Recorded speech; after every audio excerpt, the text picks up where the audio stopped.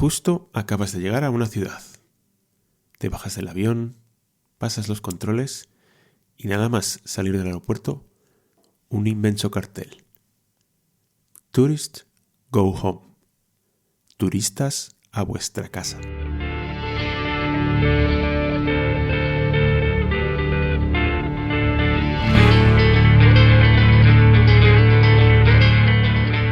Estás escuchando De Punta a Punta Podcast.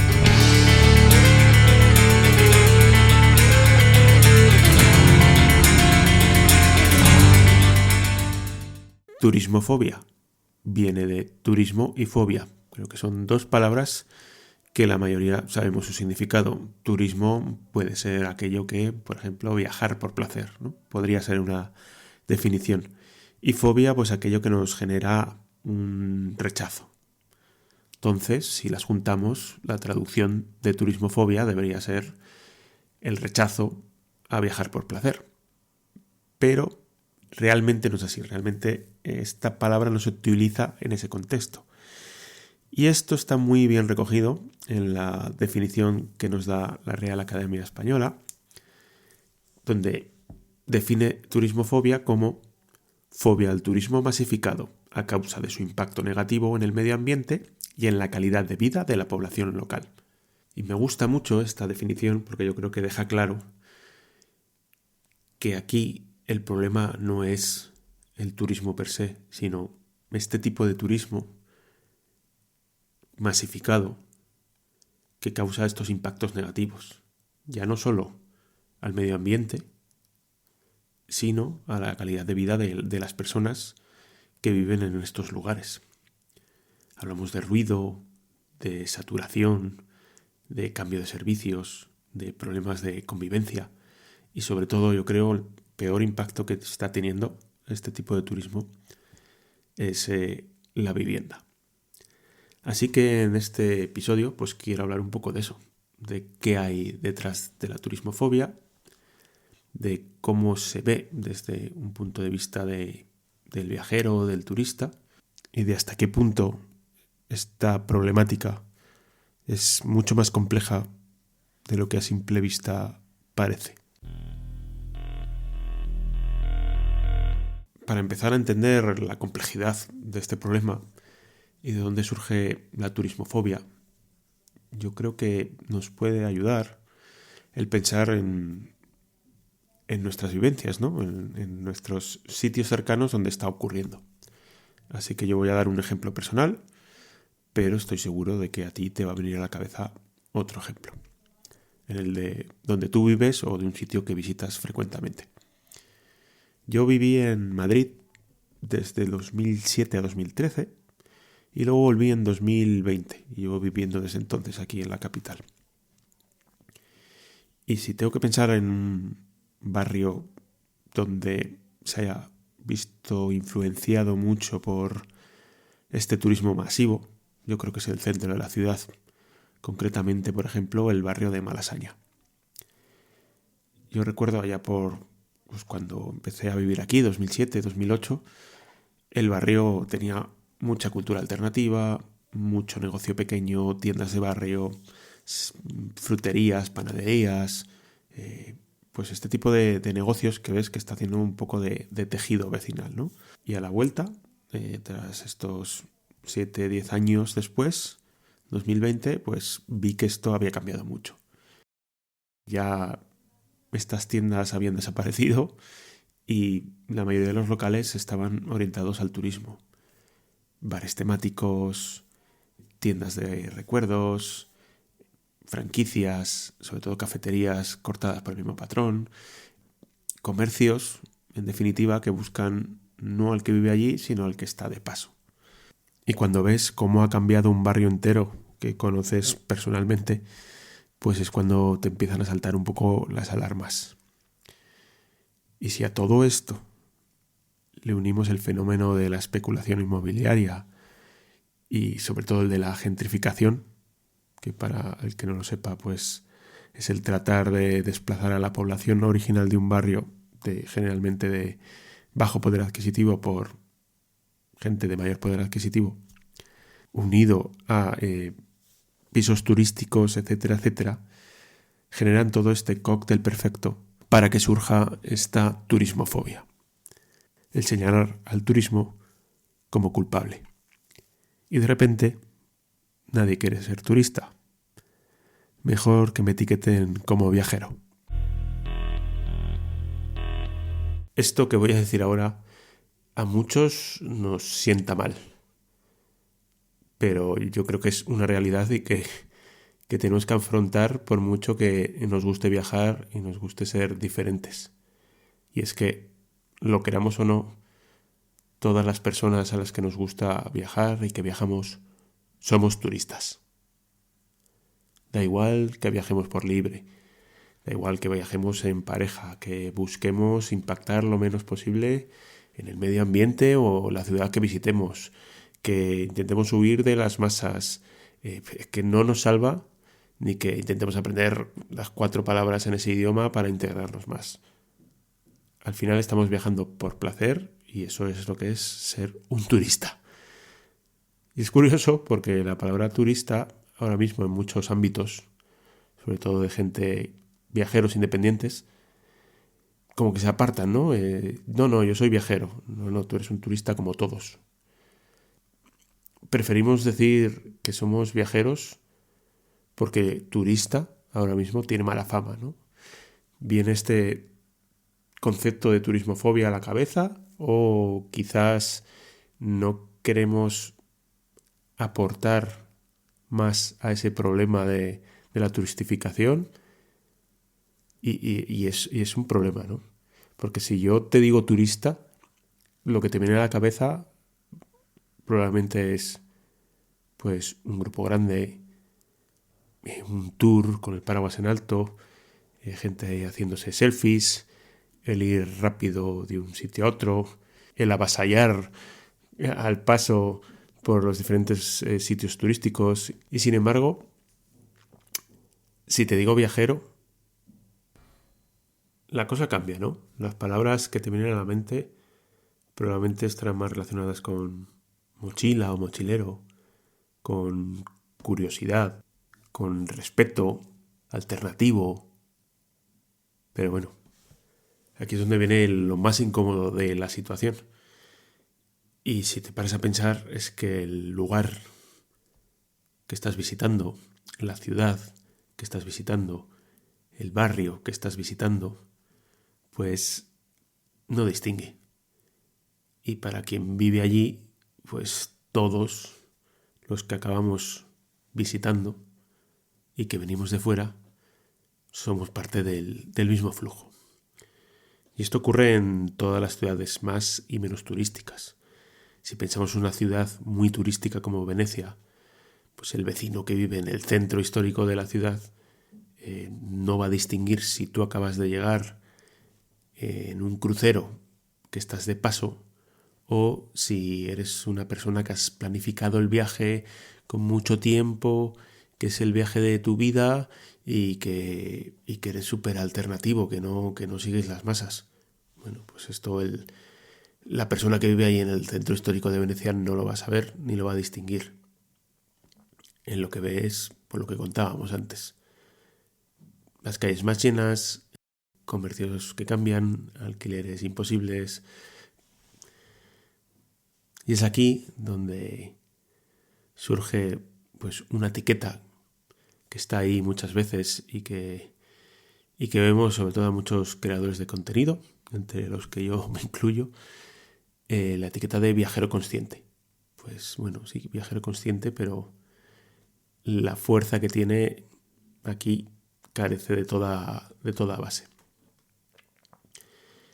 Y es que cuando te paras a pensar, yo mismo me he parado a pensar y me ha pasado en muchas ciudades, en sitios muy saturados, como puede ser lugares de Europa como Roma o París, o lugares más lejanos, ¿no? Como puede ser China, que hay un turismo exagerado nacional, pues te quedas parado y dices, uff, qué horrible esto, ¿no? O sea, hoy mismo estaba viendo Instagram y había una chica haciendo un pequeño reel y simplemente estaba como en directo entrando a un templo en Egipto. Dice, sí, venid a Egipto, venid a Egipto. Y había una marabunta de gente horrible. Pues claro, esa chica se pasaría a pensar lo mismo. Dirá, coño, o sea, el turismo masivo es horrible, pero es que yo estoy aquí y estoy contribuyendo al abismo, ¿no?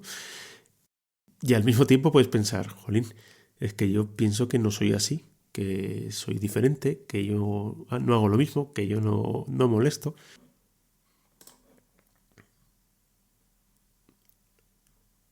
Y sí, es verdad que existen diferentes tipos de turistas, que no impacta igual el que llega en un crucero durante 6 horas que quien se queda varios días en un barrio, que no ejerce la misma presión, quien consume siempre en las cadenas, que no genera la misma presión, quien consume en las mismas cadenas, ya sea hoteleras o franquicias de restauración, que quien intenta apoyar un poco el comercio local. Y no tiene el mismo efecto quien se mueve en grandes grupos que quien viaja solo. Pues sí, esos matices existen, pero al final, objetivamente, todos estamos ocupando el mismo espacio. Tanto el que viene tanto el que viene en el crucero como el que es más independiente. Y esto es lo que hace que desde fuera muchas veces pues no se perciba. El impacto se mide pues por acumulación, ¿no? En cuánta gente pasa, en cuánto suben los alquileres, en cuántos negocios han cambiado, en cuánto cambian los precios. Y aquí pues es más difícil, ¿no? De ver si somos parte del problema o parte de la solución. Yo quiero pensar individualmente que somos un poco parte de los dos, ¿no? Estamos o estoy fomentando los viajes cuando hablo de ellos o cuando subo mis fotos, pero también intento de manera consciente un turismo un poco más responsable, no fomentar el turismo masivo, tanto con lo que publico como en mi manera de viajar. Y es aquí donde se llega a este punto incómodo, en donde no se trata de dejar de viajar, o sí, sino que se trata de entender que viajar no es neutro, que viajar siempre va a tener un impacto. La pregunta no debería ser si somos turistas o viajeros. La pregunta es, volviendo a la etiqueta anterior, si somos conscientes o no. Porque una vez asumimos que viajar tiene impacto, entonces también debemos ser capaces de asumir que viajar implica responsabilidad. Porque si viajar tiene un impacto, inevitablemente creo que surge la siguiente pregunta. ¿Es entonces viajar un derecho o un privilegio? Yo creo que si por viajar entendemos viajar a países lejanos, hacer un viaje por Asia, por América, por África, lo que sea, yo creo que es un privilegio. Hay mucha gente que no se lo puede permitir y la gente que se lo puede permitir normalmente suele ser en una franja de edad o de la vida muy concreta, es decir, cuando ya eres lo suficientemente mayor para tomar tus decisiones y antes de formar una familia, que es cuando llega toda la marabunta de gastos. Entonces, en cierta forma es un privilegio. Los que tenemos la oportunidad de viajar suele ser porque tenemos unas situaciones económicas lo bastante desahogadas como para permitirnos poder elegir el destino que queramos. Otra cosa sería si viajar por España o unas vacaciones más tranquilas. Pero si lo que consideramos por viajar es lo que todos tenemos en mente, ya te digo, viajes de itinerario, de ruta, cogiendo aviones que normalmente 500, 600 euros no te los quita nadie, pues yo creo que es un privilegio. ¿Derecho a viajar? No, yo no creo que haya un derecho a viajar, yo creo que hay un derecho a descansar, por encima de todo. Y que ojalá todo el mundo pudiera viajar en el futuro porque tuviera unas condiciones de vida que se lo permitieran. Pero eso ya sería otro tema, que ya estaríamos hablando de economía y de justicia laboral, etcétera, etcétera, que aquí no toca. Lo que sí que es un derecho es el descanso y el ocio, y que está recogido en el artículo 24 de la Declaración Universal de los Derechos Humanos. Pero claro, hay que poner esto en contexto. ¿Cuándo se firmaron estos derechos humanos, esta declaración? En 1948. Y es a raíz de aquí, pues cuando se empieza a sustentar la famosa división del día en 8 horas de trabajo, 8 horas de dormir y 8 horas de descanso y ocio. El mes de vacaciones en el que no tienes que ir a trabajar. Todo esto son derechos conseguidos por la sociedad y que luego ratifican los países en mayor o menor medida. Ojalá sea en mayor y se mejoren las condiciones de todo el mundo. Pero no, viajar no está dentro de estos derechos. Viajar es un privilegio bastante grande. Hoy en día, han pasado 88 años desde esta Declaración Universal de los Derechos Humanos. El principal cambio es que el ocio está muy mercantilizado. Y esto incluye una variable más, que es la variable económica, que provoca estas situaciones de desigualdad que hacen que el turismo sea un privilegio. Y cuando algo es un privilegio, implica también una responsabilidad. Entonces, si vas a viajar, piensa en esa responsabilidad, tanto como con quien vive allí, como con el impacto que generas, positivo y negativo. Y si este impacto ahora mismo en muchos lugares está siendo negativo, pues yo creo que está bien preguntarse, ¿habría que limitar el turismo? Es un tema bastante controvertido. Yo hablo desde la opinión de alguien que le gusta mucho viajar, pero que a la vez vive en una ciudad que se ha convertido en un parque temático, como es Barcelona. Yo no creo que se pueda limitar el viajar. Por mucho que moleste a la gente local, no deja de ser una fuente de ingresos para la ciudad y es muy difícil realmente poner coto a los visitantes. ¿Vale? Normalmente, además, si pones coto a los visitantes o a las visitas, mejor dicho, lo que suele pasar es que los precios suben. Entonces se acaba volviendo prohibitivo, se acaba volviendo destinos de élite, etcétera. Hay que intentar que afecte la menor medida posible a la ciudad, evidentemente. O sea, lo que está pasando, por ejemplo, pues lo que digo en Barcelona, que hay mucha gentrificación de todo el centro, donde prácticamente todos los vecinos que han vivido ahí toda la vida han tenido que irse y se ha convertido todo en casas turísticas. Pues eso tampoco, eso evidentemente no es nada deseable. ¿Es evitable? Bueno, difícilmente evitable. Al final, si tú lo cortas, es lo que te digo, cortas una fuente de ingresos muy importante para la ciudad y aunque los locales lo consideren una invasión, el tema es que ellos no perciben realmente, o nosotros no percibimos, mejor dicho, todo lo que ese turismo, eso que tanto te molesta, está generando para la ciudad. Y la parte beneficiosa para ti también. Hablar de límites suena incómodo y quizás no sea la mejor solución, pero puede que para ciertos contextos sea necesario. Yo no soy partidario de las tasas turísticas porque agudizan aún más el privilegio de viajar. Veo con mejores ojos aplicar cupos o restricciones a pisos turísticos, por ejemplo, que tampoco son soluciones perfectas, pero yo creo que pueden ayudar a mitigar parte del problema. Tampoco creo que la clave esté en dejar de viajar, como tampoco está en señalar al turista.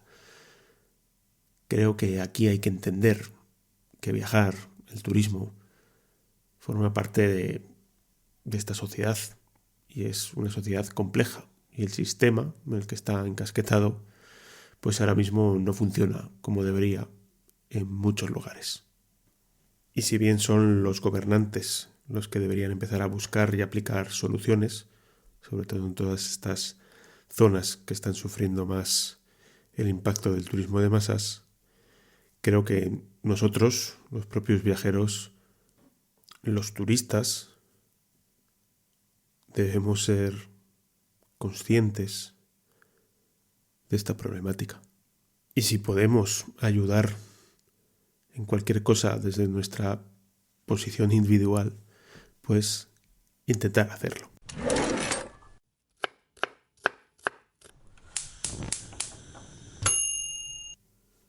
Hoy, en El Sabor del Viaje, me voy a Roma. Recuerdo este día en Roma, donde quedamos para visitar el mercado de Testaccio. El mercado de Testaccio es un mercado cubierto, típico de barrio, con puestos de todo tipo, ¿no? De fruta, carne, verduras, pescado, pero también de comida preparada. Es un lugar, pues, donde hay turistas, sí, pero también hay vecinos haciendo la compra y romanos comiendo, ¿no? Típico plan de fin de semana o de día libre. Di una vueltecilla por todo el mercado, nos separamos un poco cada uno en busca y captura de nuestro puesto favorito y decidí que las pizzas que acababa de pasar merecían ser probadas. Tenían una pinta espectacular. Estaban expuestas en tablas grandes de madera y no era la típica pizza redonda que nos podamos imaginar, ni tampoco la pinza ovalada romana, sino que era la pizza al taglio, esta pizza al corte, ¿no? Que llaman, que cortan con unas tijeras y te cobran pues según el peso de la pizza. Eran pizzas con un borde pues que tenía pinta de estar bastante crujiente, base altita y pinta de esponjosa. Pero lo que me volaba la cabeza eran los sabores, la cantidad de sabores. Igual había 8 o 10 tablas con diferentes sabores de pizzas, desde la típica margarita hasta algunas de pera y gorgonzola. Me decidí por unas cuantas, al final cachos más finos, más pequeños, pero tenía que probar diferentes sabores. Y no sé si probaría 4 sabores diferentes, pero hubo uno que se me quedó grabado. Era la pizza de carciofi e guanciale, alcachofa y guanciale, que es un embutido típico de italiano que es de papada, con el que se hace la carbonara. Y la verdad que es que no se me va a olvidar de la cabeza, estaba espectacular. El guanciale soltaba la grasilla, ese sabor del cerdo rico que se juntaba perfectamente con la alcachofa y luego una masa espectacularmente esponjosa, crujiente, perfecta. O sea, para mí la mejor pizza que he comido en mi vida. Y ya no solo fue la pizza, ¿no? Sino fue el momento, porque justo me había separado de mis amigos, estaba solo, les había escrito, oye, yo me quedo aquí tomando una pizza, y estaba sentado en una pequeña mesita, una silla de madera y con una cerveza en la mano, que era cerveza artesana de Puglia, si mal no recuerdo, y esta pizza, ¿no? Y me acuerdo de darle el bocado y son todas estas emociones, recuerdos que ahora mismo pues me vuelven a venir ahora que os lo estoy contando, ¿no? Y es que para mí Roma en ese viaje fue un viaje de comida. Y en este caso la comida que más recuerdo fue esta pizza de alcachofa y guanciale. Y es que a veces, como siempre digo en esta sección, entiendes mejor un lugar en otros sitios que no son un monumento, como en este caso un mercado de barrio.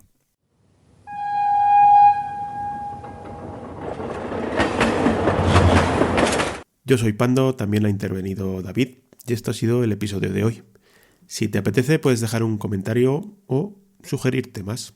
Y en 2 semanas un nuevo episodio en el que intentaremos dar ideas de cómo fomentar ese turismo responsable. Te esperamos. Gracias por estar al otro lado.